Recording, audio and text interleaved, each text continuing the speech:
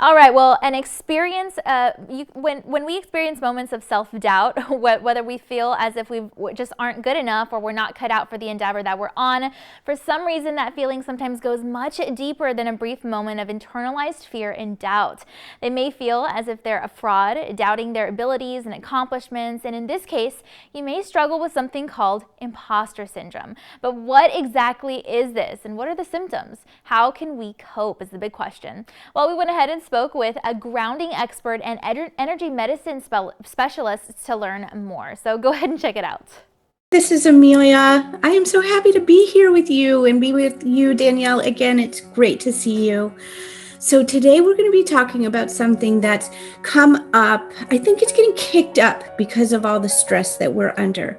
And it's called imposter syndrome. I don't know if you've ever heard of it, but imposter syndrome is when we are kind of stuck in limiting beliefs. And I know limiting beliefs come up all the time, but this is a little bit different. Well, limiting beliefs tend to be deep-rooted beliefs that keep us from believing that we're good enough. Something, I'm not good enough from a performance standpoint. I'm not good enough like in work setting. I'm not smart enough. I'm not okay. I'm not lovable. I'm not feeling like I can participate with my friends at the same level. And imposter syndrome tends to take those limiting beliefs a little bit deeper.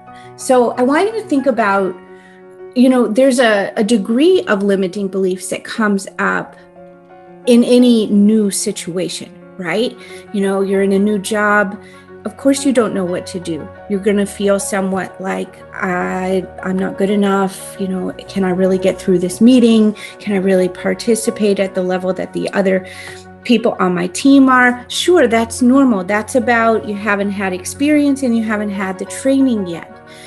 Imposter syndrome goes a little bit deeper. It's more of like a deep-seated I am not enough. And it comes from how we're taught, usually in early life, when maybe there were casual comments said in the home. And it can show up like, I don't know if you've ever had the experience of being in a meeting where you have so much to say, and then someone comes in and says, okay, Amelia, it's time for you to talk. And you just stop. Something curtails inside. It also shows up in terms of looking like a perfectionist. We can kind of like overproduce and try to really control every variable in our life because we deeply think I'm not good enough, but I'm not going to show anybody that. So this can show up in that way. Another tip, and I would just put this out, sort of in any spectrum or conversation of wellness, but there might be times when these feelings of not enoughness begin to get big enough that they occupy many spaces of your mind, many moments of your day. And so I would be aware of that, as you go through periods of introspection and just notice if you're starting to feel really down on yourself or kicking up the self-critic, to level 150, when you're really starting to move over that line of, maybe it's just casual negative self-talk. I'm not good enough. To going over to the place of I'm pathetic. I'm really deeply disparaging thoughts that kind of run the circle of our mind. I think this is a good time to reach out to somebody to help interrupt those. Just as we're little children learning, we learn by reflection. So having somebody to reflect back to you, to talk with you, to work with you through some of these thoughts if they're taking over, I think it's always really important to remember there's some amazing practitioners out here and we just don't have to do it alone. Well, I've really enjoyed speaking with you this morning. I want you to just be mindful of the goodness that you are and the happiness that lives inside of you. I think taking a moment, even right now, and just thinking some good thought about you and let that be your mantra for today. And know that if you want a little more information about imposter syndrome, mindfulness, or grounding, you can find me at ameliavogler.com. I have a free grounding class at ameliavogler.com/grounding.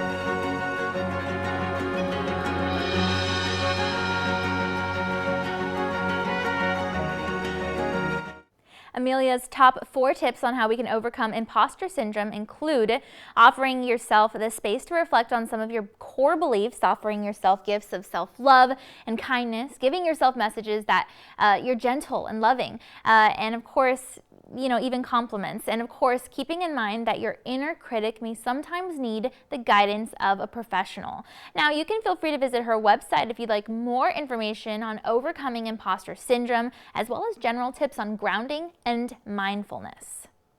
All right, well, as fall arrives and the pandemic somewhat dies down, many will be heading back to school and work. But are Americans keeping up with the hand-washing habits that we've developed over the last year? A new study by Puronics revealed that while Americans claim they're washing their hands, we may not be doing so correctly.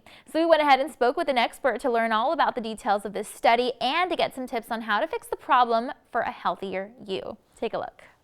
Hey everyone, good morning. My name is Matt Zajahowski. I am a content strategist at Digital Third Coast. And we surveyed Americans about their hand hygiene and how often they're washing their hands. We wanted to get a better feel for how serious people are taking their hand hygiene. As some of the restrictions have eased up in the pandemic, we were just curious to see if Americans were still being very vigilant about washing their hands, or if some people are kind of resorting back to some of their old habits with hand washing. So a very fun and timely survey, and I'm very excited to talk about some of the results. Yeah, like you mentioned, with the fall season coming and children returning to school, and some people even, socializing more post-vaccine. I think it's very important for Americans to be aware of what they should be doing with washing their hands, both, frequency for how long they're washing their hands, and kind of how, hand washing varies between, different demographics.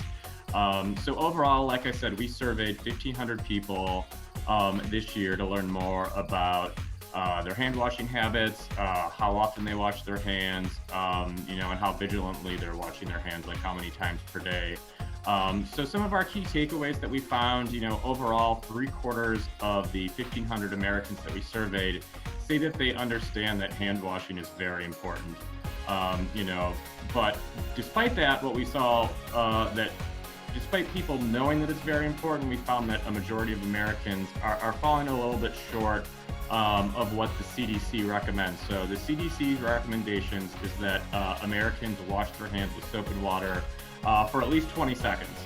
And our survey actually found that, over a third of Americans say that they're only washing their hands for 15 seconds or less. So I think people understand the importance of washing their hands when they're in public or after eating, but they're falling just a little bit short about what the CDC recommends. So our survey, one of the big takeaways is that I'd say Americans need to make sure they're spending the full 20 seconds in washing their hands and not just, cutting that time short.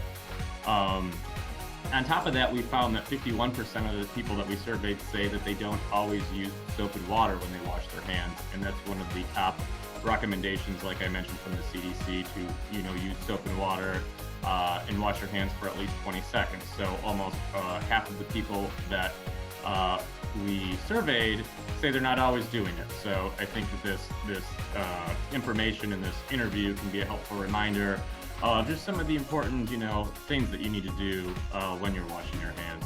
So our survey found that Americans on average are washing their hands 9 times per day.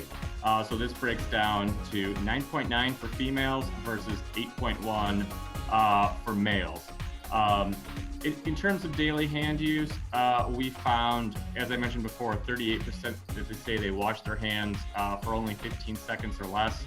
And it's important to wash it for at least 20 seconds. This keeps us healthy, this keeps our family members healthy, and the people that we're interacting with in public, so just the general public as well.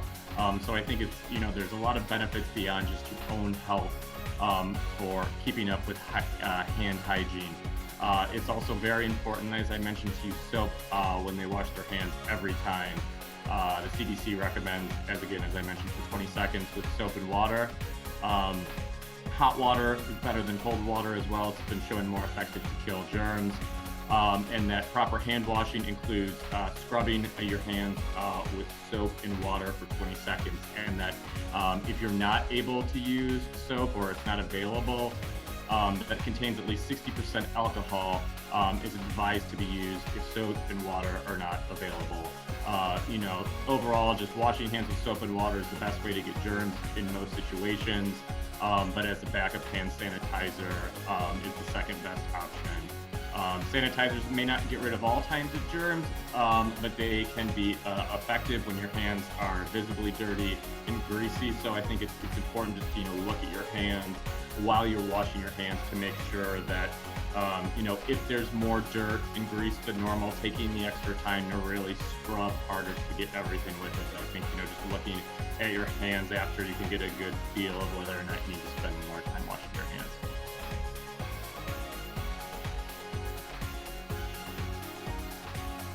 All right, well, that's all of our time for now. We want to thank you again so much for joining us this morning, and be sure to tune in again next time because we'll have so much more in store for you. We'll see you then.